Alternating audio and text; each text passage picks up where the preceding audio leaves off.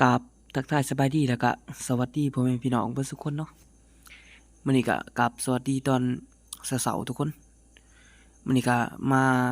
นอนเซยามหมองคือเก่าทุกคนนอนเซใส่หมองเนาะมื้อนี้ก็มาสองคนกับพ่อคือเก่าทุกคนมาหาอยู่หากินเนาะด้วยการ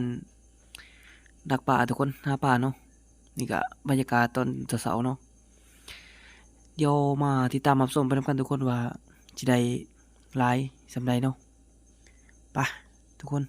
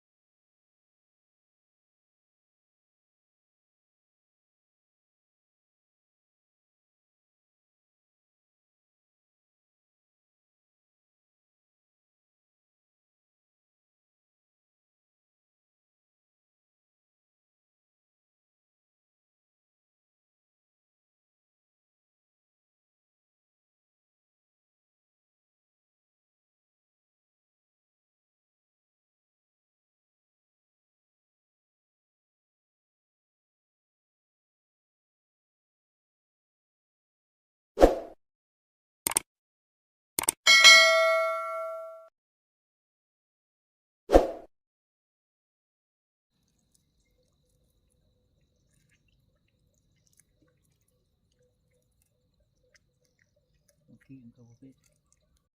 ม่วนไปติเนาะเอาไปปลาขี้จั่งซั้นเด้ออยู่เด้ออะพอขอบ่อยากติดอันสิกลัวแล้วแหละอันมาครบแล้วบ่ทันได้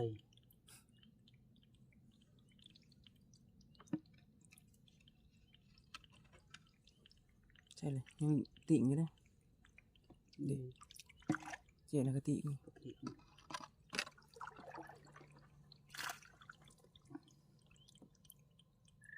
ปลดก็ปลดยากแค่นี้เอาบ่ครับเลยเดี๋ยว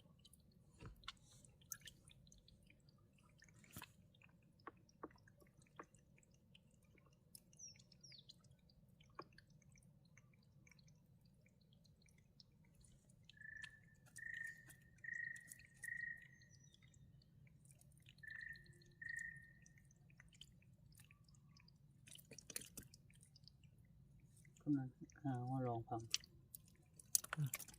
ลองปั้นผ้านี่ดีเลยเด้อโอ้ตกลงน้ำไปเลย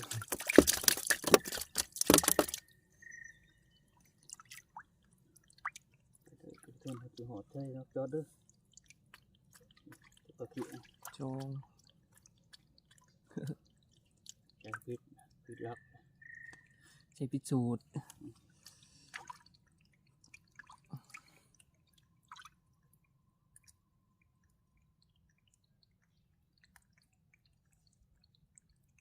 ไปได้ผ้าอันนี้มันก็กินน้ำที่เกิดนกไว้นะ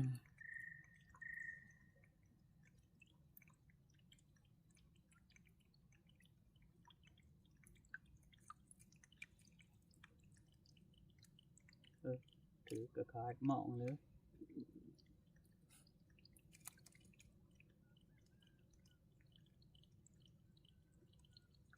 มันใช้ถึงเลย ดิ มองหาบ่ ถึงมองหา ถึงมองหา อันดิ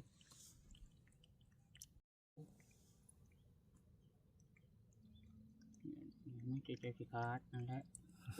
เก็บว่า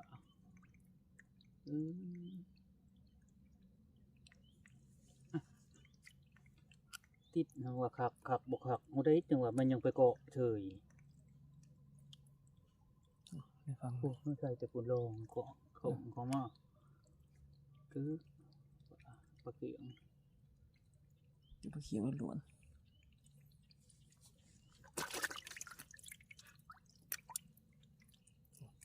มันคือว่าหงดังมันปลดง่ายวิตัวแล้วก็หูจะ ติมันดึงอยู่ในตะพัง ถือบ่ทาง ถือยังดึงอยู่ ขึ้นไว้ได้จ้ะ อืม ลงก่อนเนาะ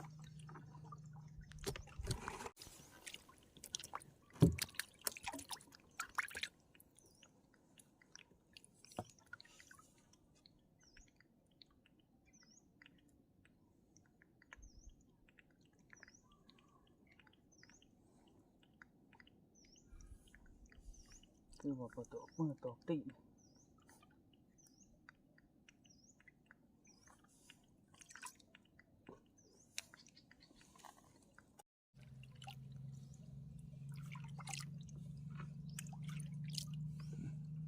จับ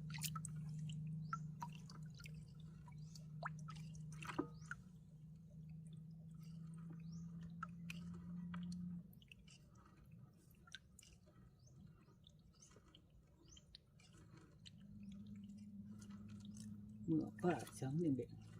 มันก็หย่อนมาจับ ๆ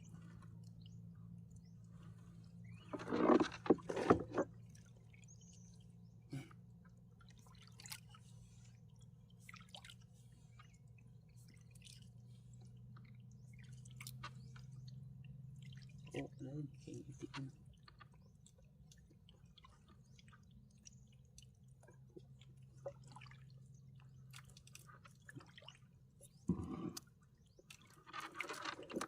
โอ้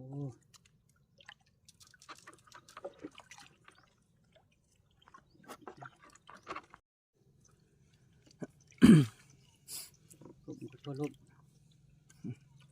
ก็มองไล่น้ำก็น้ำไล่ ดิสกางเกง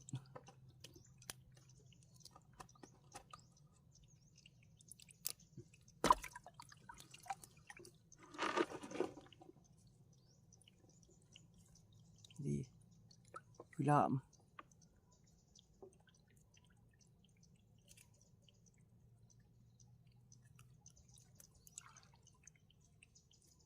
ผ้าจะมีบ่อนดีเลยเนาะเปราะพอตีมันดู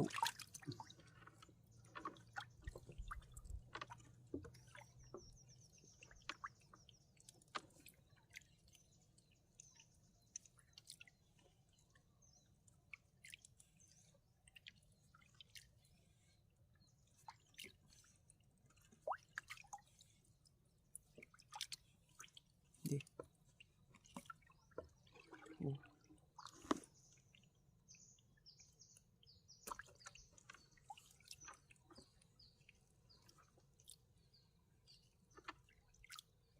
จนหอดเดือนเบิดเลยสิไว้เสร็จก็ยกก็นอก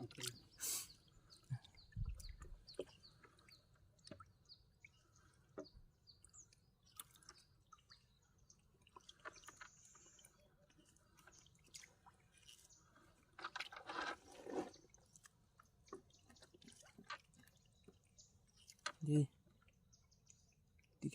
ดิ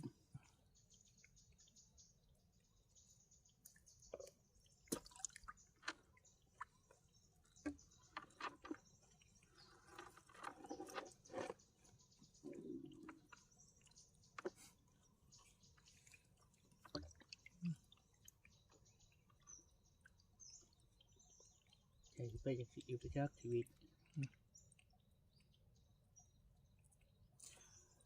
ลองไปทำใหม่เพราะว่าจัดเขาไปเจตัวนั้นอีกแนวมัน เขาดอกไปบนไกลมาผีก็ ก็ใช้เบื้องนั้นไล่เขาพัง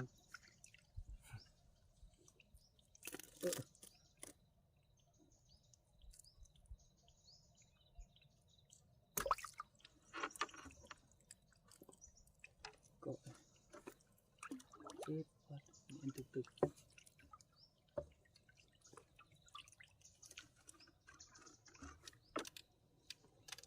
โอ้ยังไงตัวใหญ่ได้ดิ อันนี้ตัวไหนของเสา จะ ฮะ ได้เนานี่ฮะป้ายช้างเนา ตัวเตี้ย ไม่ใช่ไม่ใช่เออ บ่ได้พอดีบ่ฮะเอาหอยชอกันนะ ไม่ใช่ไม่ใช่ เบิ่งมันเด้อล่ะ สิขวดเอาป้า มันเอาโลดคนปีบ่า โอ้ คนปีบ่าปีโมงนี่ให้ไปให้เลย ไปเลย จะมันไปแต่เด้อเพชร โอ้จะได้ช้างหนึ่งนี่ลูก ตาคายป่า มาค่ะป้าช้างพันถา